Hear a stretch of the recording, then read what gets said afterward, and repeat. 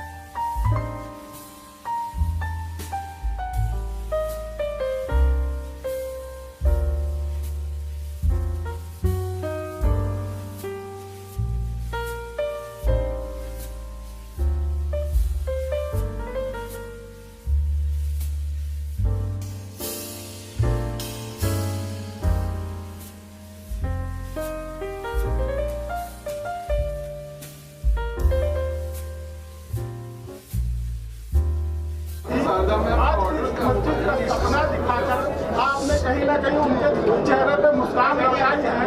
इसकी शुरुआत किस तरह से और कैसे हुई और ये कब तक कंप्लीट होने की उम्मीद है? बिल्कुल अल्हम्दुलिल्लाह, आज हिंदुस्तान की मुसलमानों की जो एक तमन्ना रही, पूरी दुनिया के अंदर जहां हिंदुस्तानी बसता है उनकी तमन्ना रही, जो इस दुनिया से चले गए उनकी तमन्ना रही, उनकी दुआओं के बदौलत ये आज दिन हमको देखना नसीब हुआ। कुछ साल पहले इसकी बुनियाद रखी गई और अल्हम्दुलिल्लाह हमारे चेयरमैन ज़फ़र फारूकी साहब, यूपी वक्फ बोर्ड के, सुन्नी वक्फ बोर्ड के चेयरमैन ने इस बात की, क्या हुआ? वो माइक है ना, आप ले लीजिए, आवाज नहीं आ रही है। वो माइक है, आवाज नहीं आ रही। तो आज हिंदुस्तान के लिए, मुसलमानों के लिए आज बहुत अहम और बहुत बड़ा दिन है। जिस दिन का इंतज़ार हिंदुस्तान का मुसलमान कर रहा था, ये आज अहम दिन, ना जाने कौन सा अल्लाह वाला इस दिन का इंतज़ार कर रहा था। अल्लाह ने उनकी दुआ कबूल की। जो दुनिया में ज़िंदा है वो भी दुआ कर रहे थे और जो दुनिया से चले गए वो भी इस दिन का इंतज़ार कर रहे थे। उनकी दुआओं के बदौलत आज ये दिन देखना हम सबको नसीब हुआ। हिंदुस्तान की ये शाही मस्जिद इतिहास के पन्नों पर दर्ज की जाएगी कि जिस मस्जिद का नाम नबी पाक सल्लल्लाहु अलैहि वसल्लम के वालिद का नाम के साथ रखा गया है, मोहम्मद बिन अब्दुल्ला। ये बाबरकत नाम इस हिंदुस्तान में मोहब्बतें लाएगा, नफरतें दूर होगी। दो समाज के अंदर एक दूरियां थी वो नजदीकियां में आएगी। ये बाबरकत नाम की इतनी फजीलत है कि इस देश को तरक्की और तरक्की का रास्ता खुलेगा। मैं आज बहुत खुश हूं कि हमारे बीच यूपी के सुन्नी वक्फ बोर्ड के चेयरमैन जफर फारूकी साहब, मौलाना अब्दुल्ला कमर साहब, डॉक्टर आबिद साहब और हिंदुस्तान के बड़े बड़े उलमा और पीर इस प्रोग्राम में शामिल रहे। उन्होंने दुआओं से इस हाजी अराफात शेख को नवाजा और सभी लोगों ने एक आवाज में लब्बैक किया कि पूरा हिंदुस्तान इसकी नींव रखने के लिए खड़ा रहेगा। आज हिंदुस्तान के अंदर मुंबई शहर से मस्जिद मोहम्मद बिन अब्दुल्ला की पहली ईंट हमने चेयरमैन साहब के सामने पास रखी। ये ईंट अयोध्या के तरफ धनीपुर जाएगी और इस मस्जिद की पहली नींव हमने रखने की आज बुनियाद रखी। कुछ ही दिनों के अंदर ये जो सपना देखा है वो साकार होगा।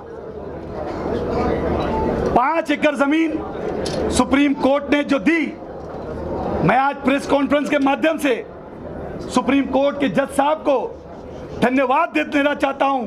शायद उनको यह पता नहीं था, जब वो लिख रहे थे तो हाथ उनके थे लेकिन लिख अल्लाह रहा था। ये आज यकीन हुआ कि मोहम्मद बिन अब्दुल्ला मस्जिद को भारत ने अपने दिल में बसाया है। शायद धनीपुर को भी पता नहीं था। जब आर्किटेक्ट ने जब देखा तो पता चला कि मोहम्मद बिन अब्दुल्ला मस्जिद का बराबर जो डॉट जो मस्जिद बन रही है वो भारत के दिल में बन रही है। ये अपने आप में एक बड़ी बात है। एक अद्भुत मस्जिद जो बनाई जा रही है, बहुत जल्दी इसका काम शुरू होगा इंशाअल्लाह ताला। पूरा देश का मुसलमान और इस चीज से लोग नाराज जो लोग थे वो भी इस बाबरकत नाम का विरोध नहीं करेंगे, मुझे यकीन है। क्योंकि ये बाबरकत नाम ऐसा नाम है कि इस नाम के बाद कोई नाम ही नहीं है, ऐसा हम समझते हैं। क्योंकि ये नाम मोहब्बत लाएगा, नूर लाएगा, बरकतें लाएगा, ये मैं समझता हूँ। और अल्हम्दुलिल्लाह आज इसकी न्यू हमने शुरुआत की।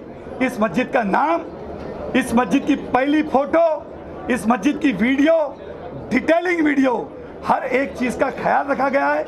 वहाँ एक कैंसर हॉस्पिटल बनाया जा रहा है और वो कैंसर हॉस्पिटल ऐसा होगा कि इसके बाद मुंबई शहर के अंदर कोई भी कैंसर के इलाज के लिए नहीं आएगा। उत्तर प्रदेश में उस इमदादिया हॉस्पिटल में फ्री ऑफ चार्ज में उस कैंसर पेशेंट का इलाज किया जाएगा और ये हॉस्पिटल सभी जाति धर्म के लिए मुफ्त में इलाज करेगा। ये आपने वकार्ड के ओनर खुद खुराकी वाला ने, हुज़ैफा भाई ने कहा, तो ये अपने आप में एक बड़ी बात है। ये एक पहली पहल। अब इसके बाद कॉलेज के लिए भी ऐसे इंसान को चुना जाएगा जो हिंदुस्तान में एक नाम रखता है, एक वजूद रखता है। हम ऐसे इंसान को वो सारी चीज़ें जाके देंगे ताकि आने वाले कल के अंदर नस्लें याद रखेंगे।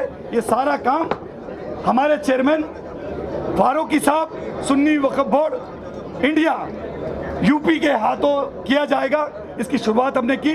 ये हाजी अराफात शेख इसके बाद सऊदी अरब का सफ़र करेगा, अल्लाह के घर जाएंगे, नबी के घर जाएंगे।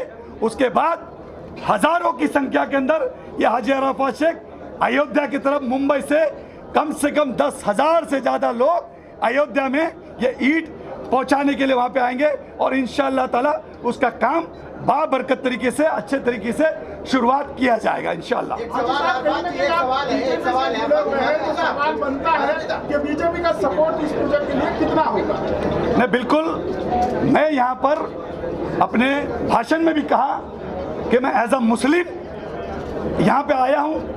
पार्टी तो बिल्कुल होती है, सबकी अपनी अपनी, हर कोई अपने अपने पार्टी से ताल्लुक़ रखता है, लेकिन मैं पार्टी का नेता बाद में हूँ, पहले मुसलमान हूँ और मुसलमान की हैसियत से मैं यहाँ पे आया हूँ। एक सलामती पीर रहमतुल्लाह अलैह का सज्जादा बोलकर यहाँ आया हूँ।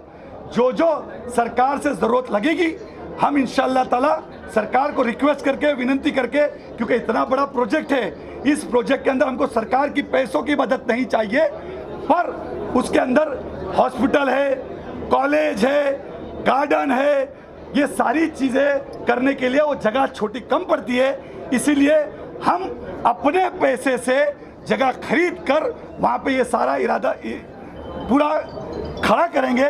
उसमें जो ज़रूरत लगेगी तो हमारे वक्फ बोर्ड के चेयरमैन इंशाअल्लाह ताला उसके अंदर सरकार से बात करके जो जो करना है वो बिल्कुल कराएंगे।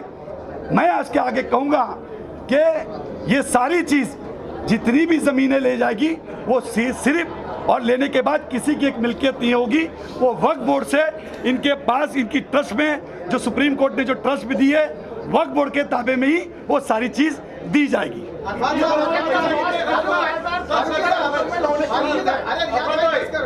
पैसा खर्चा होगा और कहाँ से आएगा वो इंशाअल्लाह ताला ज़रूर वक्त आने पे बताया जाएगा। उसके लिए बड़े बड़े आर्किटेक्ट, बहुत सारे लोग, अब अलग अलग चीज़ें होगी और बहुत सारी चीज़ें होगी। उसमें क्या क्या और लाना है, हर वो चीज़ का हम पूरी तरीके से ख्याल रखेंगे कि बेस्ट से बेस्ट तरीके लोग इंशाअल्लाह ताला ताजमहल नहीं जाएंगे, लेकिन ज़रूर मोहम्मद बिन अब्दुल्ला मस्जिद देखने के लिए हिंदुस्तान जब आएंगे तो मोहम्मद बिन अब्दुल्ला मस्जिद देखने जरूर आएंगे। सवाल है मेरा, इससे पहले जो नक्शा पेश किया गया था, वो नक्शा जो पेश किया गया था उसको भी उस विभाग से, उसको फारूकी साहब, उस विभाग से भी अप्रूवल लेने में काफी वक्त लगा था, काफी दिक्कतों का सामना करना पड़ा था। ठीक, वो नहीं हुआ। तो अब मेरा सवाल ये है कि आपने जो बनाया डिज़ाइन आपने पेश की बहुत अच्छी रही है। कानूनी प्रक्रिया की बात की जाए तो ये कानूनी प्रक्रिया सबसे पहली यही होती है कि आपने जो डिज़ाइन बनाया है उसको अप्रूव करने में, तो ये अप्रूव करने में कितना वक्त लगेगा? क्या इसके अलावा आपकी उन एजेंसी से, उस विभाग से कोई बातचीत या तालमेल कुछ हुआ है? जी, डिजाइन में चेंज हुआ, उससे सेकंड ड्राइंग फाइल करेंगे, स्ट्रक्चरल डिजाइन फाइल करना होता है, उसको फिर अप्रूवल हो जाता है, उसमें टाइम नहीं लगता है। बशर्ते कि आपकी डिजाइन स्ट्रक्चर फाइल हो जाए, उसका स्ट्रक्चरल डिजाइन मुझे नहीं लगता है कि उसमें कोई टाइम लगता है। फारूकी साहब, इस ट्रस्ट के अंदर और कौन कौन रहेंगे? जैसे सुप्रीम कोर्ट ने ऑर्डर दिया है कि ट्रस्ट बनाई जाए, तो इस ट्रस्ट के अंदर कौन कौन लोग शामिल होंगे? ट्रस्ट तो बना हुआ है, कौन कौन लोग होंगे इसके अंदर, मतलब कौन कौन लोग?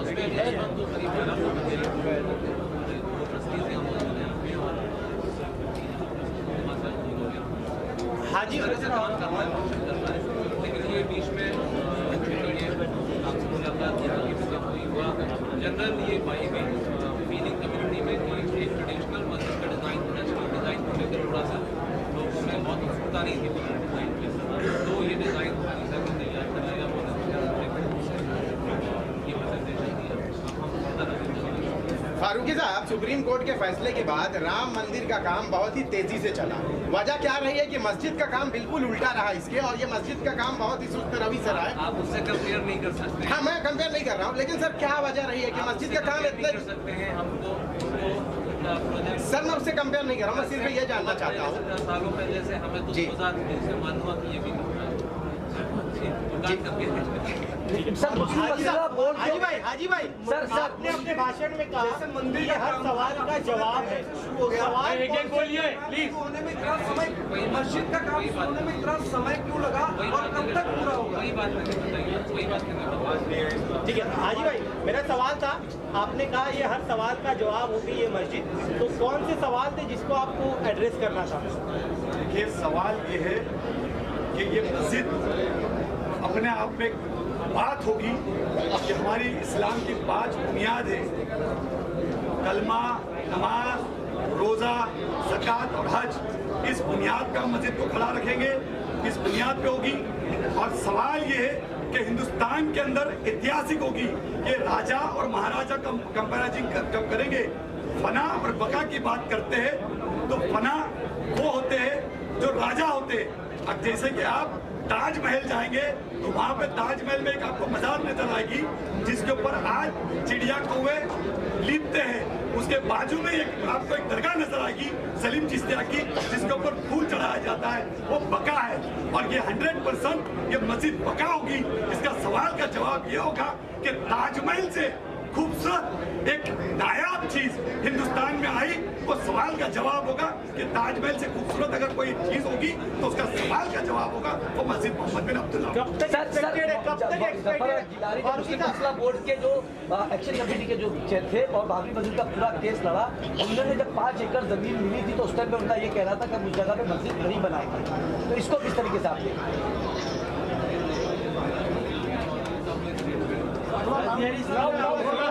बोलिए।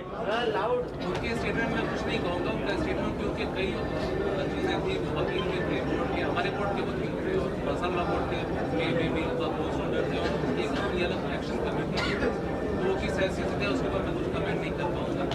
तो उनका साफ तौर पे ये कहना था कि मस्जिद के बदले मस्जिद नहीं ली जा सकती, क्योंकि ये शरई कानून में ये नई चीज़ नहीं आती कि जहाँ एक मस्जिद तामीर है उसके बदले में कोई मस्जिद ली जाए। ये शरी के खिलाफ, ये शरीयत के खिलाफ है।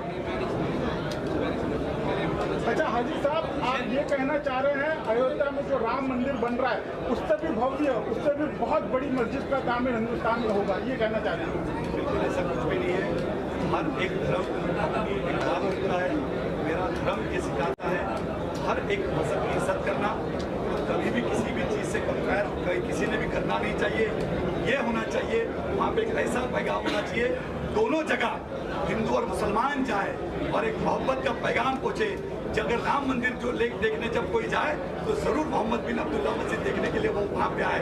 तो इस तरीके से होगा, फिश एक्वेरियम होगा, तो वहाँ पे हर धर्म का आदमी आके उस फिश एक्वेरियम को देख सकता है, हर एक चीज़ को देख सकता है। मेरा धर्म ये सिखाता है आपस में सबको गले लगाओ और गले लगा के मोहब्बतें बांटो, यही हम समझते हैं। हम कभी भी किसी को अलग इस ये देश में हमारे पैगम्बर ने और सरकार के इजलास ने ये तरबियत हमको दी है।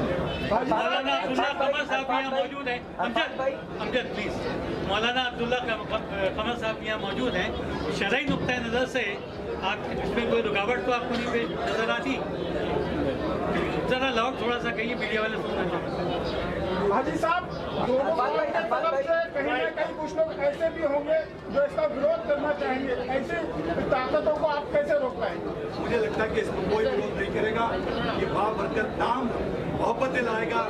ये बाबरकत नाम 100 करोड़ हिंदू और 25 करोड़ मुसलमानों का आज वो किताब बंद होगी और ये नफरतें मोहब्बत में बदल जाएगी, मुझे ये यकीन है। बाद में आपने कहा कि बुखार हॉस्पिटल जो है हिंदुस्तान में 5 हॉस्पिटल चलाता है और सबसे महंगा हॉस्पिटल है, प्राइवेट हॉस्पिटल है। आपने कहा कि अयोध्या के अंदर बुखार का जो है वो हॉस्पिटल बनने जा रहा है, तो उससे आम लोगों को कितना फायदा होगा और क्या बुखार हॉस्पिटल जो है वहाँ पर तामीर होने के बाद फ्री ऑफ कॉस्ट तमाम लोगों का जो है वो इलाज करेगा?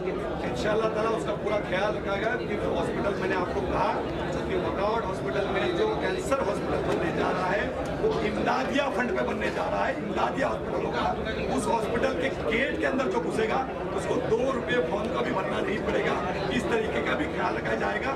ये हॉस्पिटल हर एक चीज़ का, दवाई का, इलाज का और यहाँ तक कि उसको टिफिन लाने की भी जरूरत नहीं पड़ेगी। इंशाअल्लाह ताला ये एक पैगाम लेके जाने के लिए, मैसेज देने के लिए करेंगे कि यही है मुसलमान। इस तरीके का मोहब्बत का पैगाम पहुंचाता है। दुखियों में गरीबों के साथ खड़े होने का नाम ही मुसलमान। यही ईमान की पहली अमानत और यही होगी तबलीग। इसलिए ये सारी चीजें हम इंशाल्लाह। हाजी साहब, आप इसके फंडिंग के लिए किस तरीके से करेंगे? क्योंकि आप जानते हैं कि मस्जिद बनाने के लिए काफ़ी ज़्यादा फंड की ज़रूरत होगी, तो जो आपका ट्रस्ट है, आपकी संस्था है, तो इस फंडिंग के लिए आप सरकार से क्या मदद लेंगे? क्या सरकार से आपको कोई मदद मिली है या आप लोग कुछ प्राइवेट? हम सिर्फ अल्लाह से मदद मांगेंगे और अल्लाह इसके ऊपर मदद करेगा और इंशाअल्लाह ताला दिलों को पलटने वाला अल्लाह है। जैसे कहते फज़कुरूनी अज़कुरकुम, कुरान की आयत है, तू मेरा जिक्र कर तो मैं तेरा जिक्र करूँगा, तू मेरी नाशुक्री न कर मैं तेरी चर्चा करूँगा। इंशाअल्लाह ताला उसकी चिंता आप ना करो। अल्लाह का घर अल्लाह ही बनाएगा। मेरी औकात एक ईंट देने की थी, हाजी अरफात शेख ने आज एक ईंट रखी। ऐसे हजारों हाजी अरफात, हजारों लाखों लोग जुड़ेंगे और इंशाअल्लाह ताला अल्लाह का घर जो बनाने की हमने बुनियाद रखी उसके अंदर इंशाअल्लाह ताला बहुत जरूरी जल्दी कामयाबी मिलेगी। सर, आपसे यूपी वक्फ बोर्ड जो है 5 एकड़ के अलावा अरफात साहब ने कहा कि और भी जमीन लगेगी, तो यूपी वक्फ बोर्ड जो है और जमीन मस्जिद को देने की तैयारी कर रही है, क्या आप लोग खरीदेंगे क्या वक्फ बोर्ड की तरफ से वो मिलेगी? इस प्रोजेक्ट के लिए खाली हिंदुस्तान भर में ताउन लिया जाएगा कि पूरी दुनिया भर के लोग इसको सपोर्ट कर सकते हैं? हर हिंदुस्तान का मुसलमान दुनिया में कहीं पे भी है वो बिल्कुल अपने मस्जिद मोहम्मद बिन अब्दुल्ला को बिल्कुल डायरेक्ट तरीके से ताउन कर सकते हैं।